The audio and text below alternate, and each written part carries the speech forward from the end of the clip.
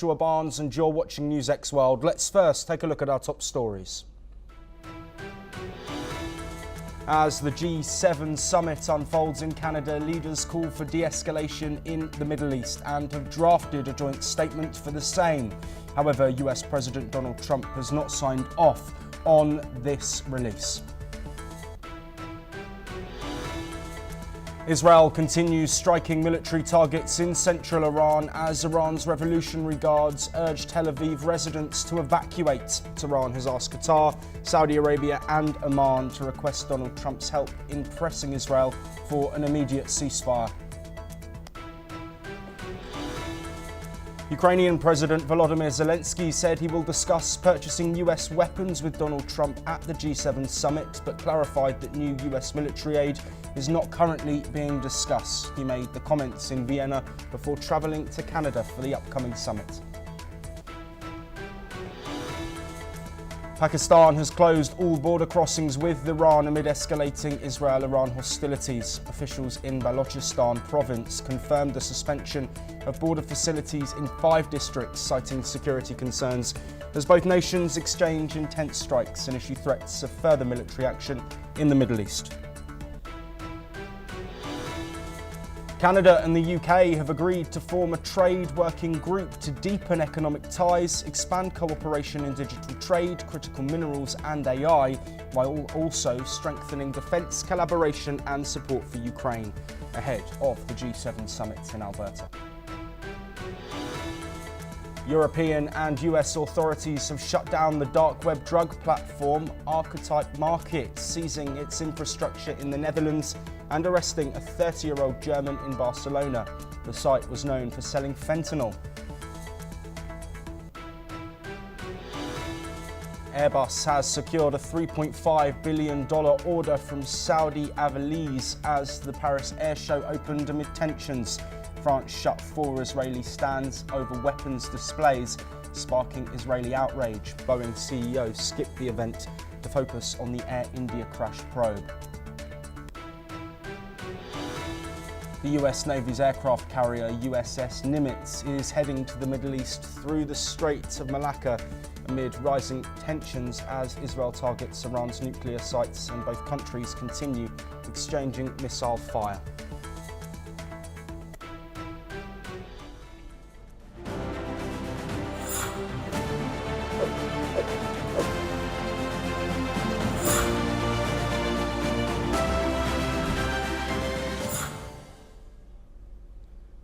We start this hour in North America as the G7 summit progresses in the Canadian Rockies. World leaders are treading a delicate diplomatic balance, with Middle East tensions, trade frictions and global security dominating talks. British Prime Minister Keir Starmer has said that he'll hold a one-to-one meeting with President Trump on Monday about finalising the UK-US trade deal agreed by the two leaders last month. He has also stated that there is a strong consensus among G7 leaders on the need for de-escalation in the Israel-Iran conflict. A draft joint statement has been made by the G7 leaders calling for de-escalation and affirming Israel's right to defend itself. However, US President Donald Trump has not yet signed off on the draft, this according to reports. Trump is set to start his day with a meeting with Canadian Prime Minister Mark Carney in Alberta. The encounter comes amid continuing trade tensions despite a warmer meeting in Washington last month. The two are set to discuss bilateral trade and defence cooperation before Trump heads into closed-door G7 sessions. Meanwhile, Ukrainian President Volodymyr Zelensky is expected to join the summit after a stop in Vienna. He says he will discuss a defence package purchase with President Trump, but stressed that US military aid is not on the table. Well, lots set to be discussed with the ongoing global tensions and trade tensions among the topics set to be discussed. Joining me on the telecast is Megha Sharma, our senior executive editor of NewsX World. She's reporting live from Alberta. Megha, what can you tell us about what we've heard so far and what we can expect in the coming hours and days? Yes, before I go and take you through the schedule on day one, where the leaders of the G7 have already arrived. They arrived yesterday through the day, and but there's fresh information pouring in, and this is going to be raising eyebrows because, as per a news report, U.S. President Donald Trump has said that he does not intend to sign the G7 statement on the Iran-Israel conflict. He has said that he will not speak about Iran and Israel, but he's ready to talk about trade and quote-unquote many other things. He's also further said that throwing Russia out of the G7 was a huge mistake. And again, speaking about how the primary focus of the U.S.-Canada bilateral is going to be about trade between both countries. And the U.S. president has also said that the Iranians want to talk about de-escalation. So these are strong statements coming in from U.S. President Donald Trump. Trump has been talking about how there needs to be de-escalation and dialogue between Iran and Israel. Yesterday also statements came out where he said that there is a need for a deal to be struck between both the countries, and there needs to be stoppage of firing of projectiles and ballistic missiles against one another in their territories. There have been over 245 people, civilians, military leaders, as well as scientists that have been killed in the Israeli strikes up until today in the last 72.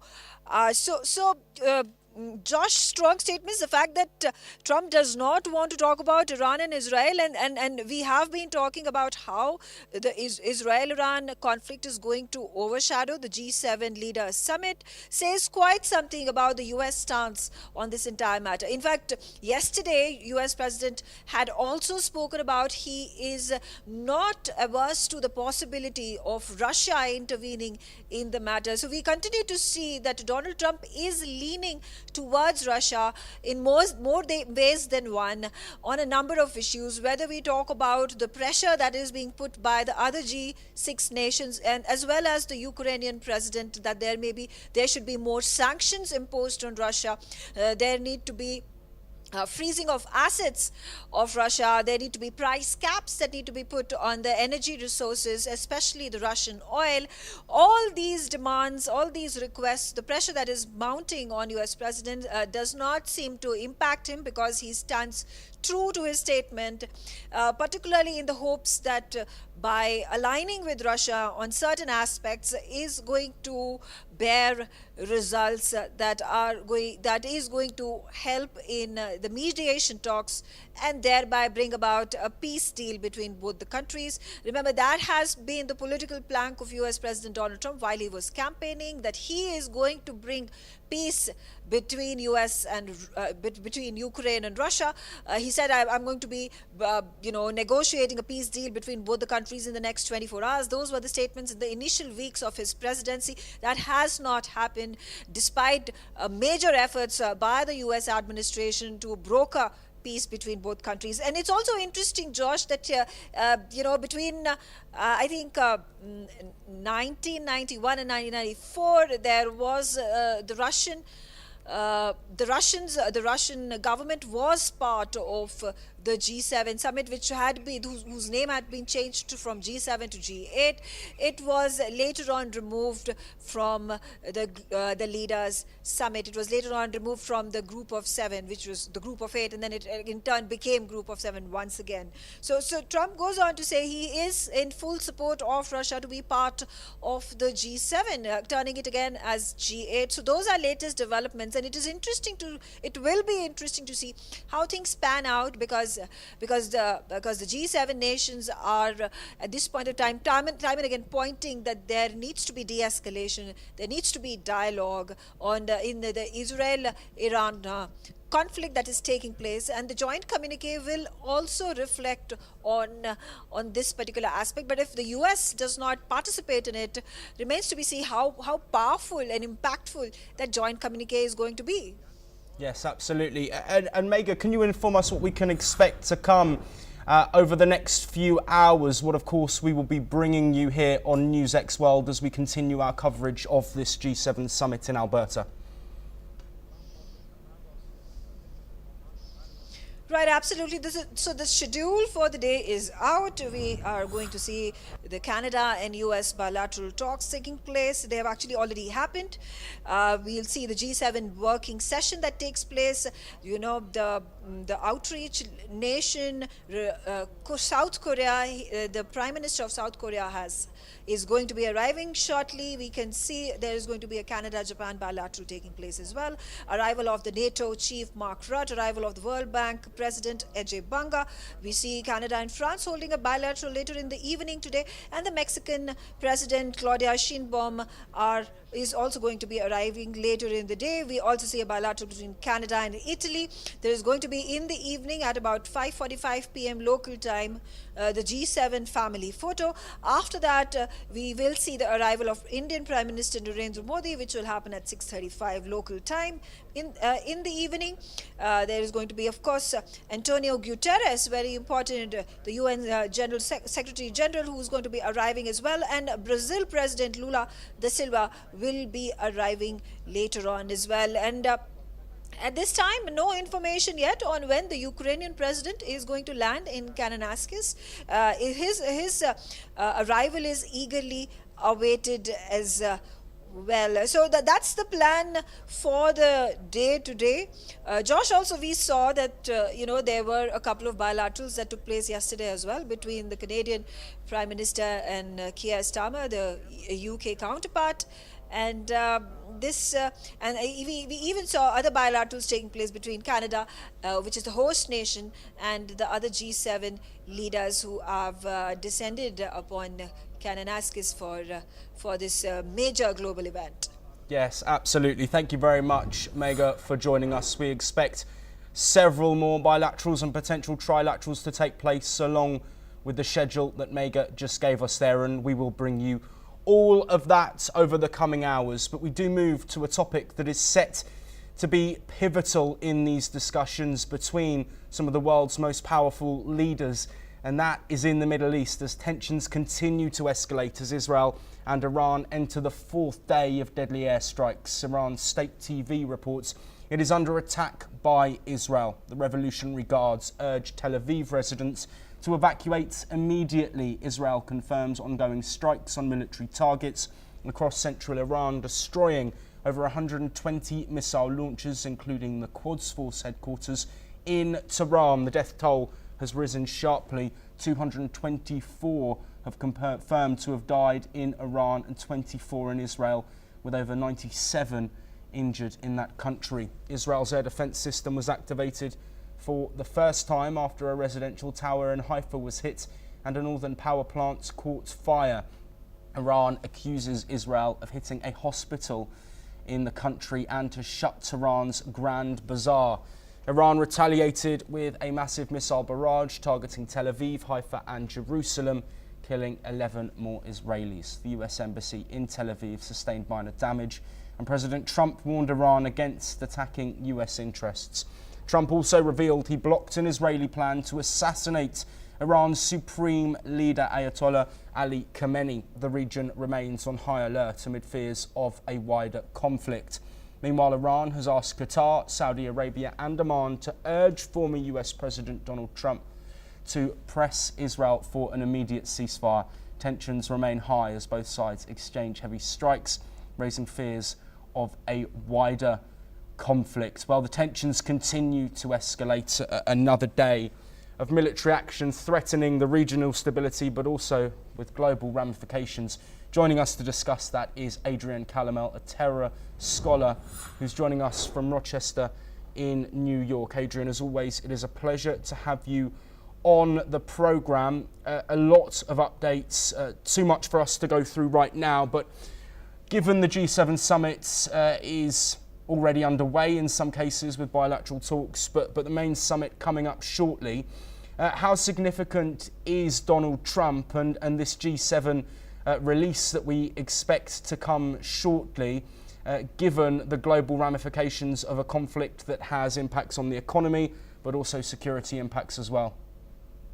Yeah, it's great to be back, Joshua, and it's interesting that he's decided not to sign that letter, or I don't expect him to, because and then the other members asked for de-escalation in this conflict. And I think one of the reasons why you're seeing this come out from the other leaders now is because Israel has achieved many of its objectives, but it hasn't achieved its real objective. And at the end of the day, that was the complete dismantling of their nuclear program.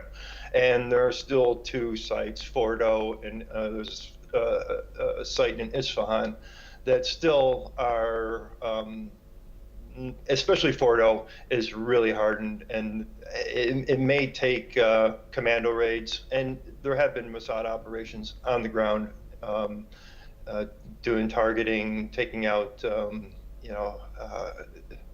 we'll know after the fact what they actually did with the Mossad, but getting in the Fordo is going to be difficult, and that may require a U.S. Kinetic strike. But I will say at this point, right now, it seems like Khamenei is very desperate. He's in a corner, and he wants to end this. He sees his regime slipping, and it's slipping away quickly from him. And he's still got Fordo. And my guess is that he wants to try and end the hostilities as soon as possible, restore order to the best of his ability, which will be a brutal crackdown on the Iranian population, and still hold on to Fordo. That's still not going to work for the Israelis, and it's still not going to work for the Americans, because that is one of the real dangers. Natanz and Fordo were the two most critical sites that need to be taken out. Yes, absolutely, Adrienne. I'm glad you brought up potential peace. Of course, global leaders calling for de-escalation. Trump himself in recent days says that a deal needs to get done, comparing the situation to the India-Pakistan conflict, which of course he claims he played a key part in ending. But is it in Israel's interest to heed that advice and de-escalate, given the success that they've had? And as you mention, the fact that a critical base is almost unreachable without support from the United States? Yeah, that's a great question. And it would be foolish for the Israelis to stop at this point. They know that Khamenei's great at making these tactical retreats, but right now, if you look at the Israeli Air Force, they have complete air dominance over Iran. So they can take out what they want, where they want, without any repercussions, and do it with precision. So, but there is the hardened place that I talked about, Fordo, which they're saying probably it would need a bunker buster to do any type of significant damage there. But the Israelis, they have an objective here, and they're going to see it to the end. I think Donald Trump said, publicly, he may be saying, let's make a deal, and that's a messaging to Khamenei, say, this is your last chance, buddy. Sit down, make a deal here, stop this, no nuclear processing, no enrichment. This is your chance. But behind doors, he's probably telling Netanyahu, finish the job. Yes, and Adrienne, we've heard from Donald Trump, and we've heard reports that he has allegedly vetoed the assassination of Khamenei. That, of course, would have led to further escalation. There have been comments about a potential overthrow, and that's something that Israel might be looking at. But given your expertise as well, would a government overthrow and a Khamenei overthrow potentially lead to further risks, with a possibility of terrorism uprising in Iran after this attack and war has come to an end? Well, after any type of overthrow, there's going to be instability. That's just the natural state of things in most cases. Now, I think what you have right now is about 90 million Iranians that are completely united against this regime.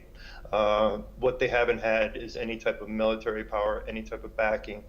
They've just been slaughtered in the streets, taken to prisons, tortured, executed, etc. They do, if you look at lower levels of the IRGC, some of the middle ranking individuals, I expect we'll start to see defections from these groups, because they're tired of doing this to their own population and brutalizing them. So if you can pull and peel away some of these individuals in the IRGC understanding that they're just there to get a paycheck. They've never wanted to do this, and they're not the theocrats. And to use them and also people that are in the government that are just not the bad individuals. There are people there that are working really bad jobs, but understand the entire system, understand the economy there, understand how to make a better economy, that aren't, they just want to have a better life. And I think they can rebuild a better society, a better Iran. And I also think you'll have a lot of people from the diaspora coming back and wanting to rebuild a better Iran. Adrienne, sorry to interject. I have some breaking news and I want your response afterwards. So if you can stay with us. We have heard that Iran's state TV headquarters in Tehran has reportedly been hit by an Israeli airstrike. This according to local media. Earlier, Israeli Defense Minister Israel Katz warned that Iran's state TV and radio were, quote, about to disappear. That statement came just hours after Israel issued an evacuation alert for the district housing the broadcaster. The strike marks a major escalation in Israel's targeting of Iranian infrastructure. Adrienne, I just want your thoughts briefly before we move on about that breaking news that we have brought you. We are showing some visuals as well. But given the fact that there is limited media within Iran, why has Israel chosen to make this move? Of course, the information that we've been receiving has been from the state media. Is there a motive behind the Israeli effort? We heard also from Israel Katz, but also how will that impact reporting on an ongoing situation with deaths and damage? Well, certainly get rid of the propaganda coming out of the Islamic Republic. I'm surprised it hasn't happened sooner. I mean, that's always one of the first target packages that are on any table, is to shut down the communications of the state-run television. We've seen it in numerous conflicts. I can even point back to Yugoslavia, where that was one of the first things that they made sure that they hit in that conflict there. So, why should the Islamic Republic be able to communicate and put out their information when the Iranian people can't even get on the internet and communicate with one another? It's a complete blackout there, but there have been Starlink has been opened up. So this could be, another step to just weaken the regime. You take communication away from them and put it in the hands of the people. Now the people can start to organize. Adrienne Calamel, thank you ever so much for joining us. Just confirmation on some information we've already brought you. A US official has confirmed that Trump does not intend to sign this G7 statement on the Israel-Iran conflict. That confirmation from information that we have already had through. We will, of course, bring you all the updates from the ongoing Israel-Iran conflict and the G7 summit through the nights. But we now move on, and Chinese President Xi Jinping has arrived in Astana, Kazakhstan, to attend the second China Central Asia Summit. The meeting brings together Xi and the leaders of Kazakhstan, Kyrgyzstan, Tajikistan, Turkmenistan and Uzbekistan. The leaders will focus on expanding cooperation in trade, infrastructure, the digital economy, green energy and regional security, building on the success of the first summit in Xi'an 2 years ago. This meeting aims to advance economic integration and partnership under the Belt and Road Initiative. Discussions will include regional highways, pipelines and connectivity projects that have strengthened ties. Guo Jiakun, a Chinese Foreign Ministry spokesman, highlights the significance of President Xi's visit. Let's have a listen to what he said. 第二届中国中亚峰会即将举行，各国元首将共同擘画未来合作新蓝图，开辟共建“一带一路”更广阔的空间，推动构建更加紧密的中国中亚命运共同体。 Well, amid the global uncertainties, the summit provides a platform to deepen trust, coordinate on regional challenges and promote shared development goals. This cooperation is key to enhancing stability and prosperity in Central Asia and building a closer China-Central Asia community. The summit also includes bilateral meetings between President Xi and Central Asian leaders. Well, joining us to discuss this summit and its ramifications amid the growing uncertainty globally is Ross Feingold, a political analyst who is joining us from Taipei. Ross, as always, thank you for joining us this evening. What's the significance of this meeting? Many people may not have heard of this summit before, and also taking place amid global uncertainty, tariff tensions, and, of course, the G7 summit. Well, one of the significant things is that it shows China is going to invest its time and its prestige in alternative multilateral forums to the usual big ones. When I say the usual big ones, I mean organizations like the World Trade Organization, for example, or even the Shanghai Cooperation Organization, which Russia is a participant in, and China has been a leader in as well for many years. But China has a lot of influence at international organizations, whether the WTO or a lot of the UN organizations. But again, it shows that China wants to set up its own multilateral forums as a counterweight to some of the multilateral forums that the United States has invested recently. And the ones that come to mind are the Quad with Australia, Japan, and India, or more recently the I2U2 with India, Israel, and the United Arab Emirates. And China is looking for alternatives. And also it gives China an opportunity to say that countries want to work with us. They want our investment. They want to be in forums with us. And that pushes back on some of the criticism we hear from the United States, which focuses a lot on what they say is debt trap projects, where China persuades countries to borrow money from China that these countries cannot afford to pay back, or just generally speaking, when the United States says you don't want to do business with China, you'd rather do business with a democracy like the United States. So again, it's another platform for China to push back on the message from the United States.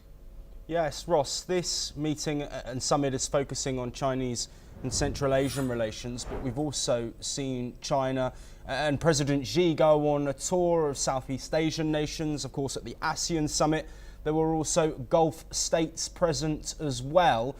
Is this further sort of emphasizing a clear divide between America and their trade policies and China as an alternative option in the face of tariff action and economic uncertainty from Donald Trump and his administration?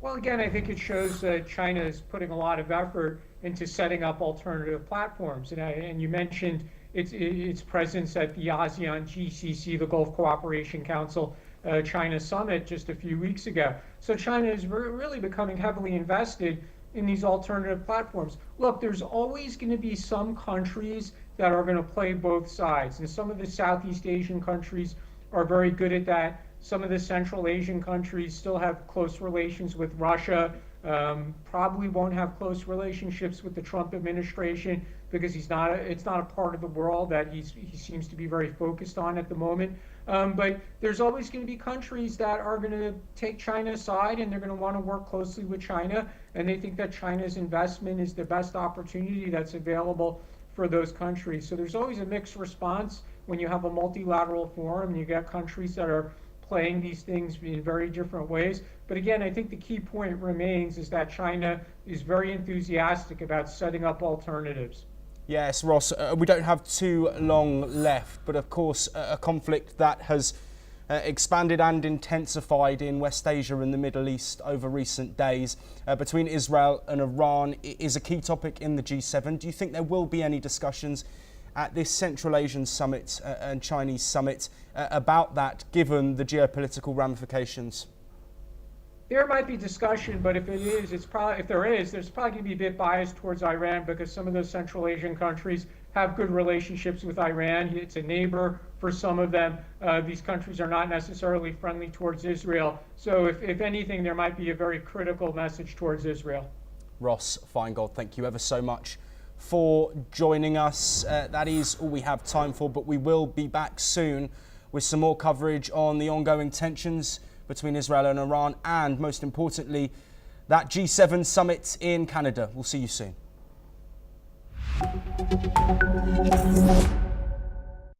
I'm Megha Sharma, and I'm in these gorgeous locales of Cananasis.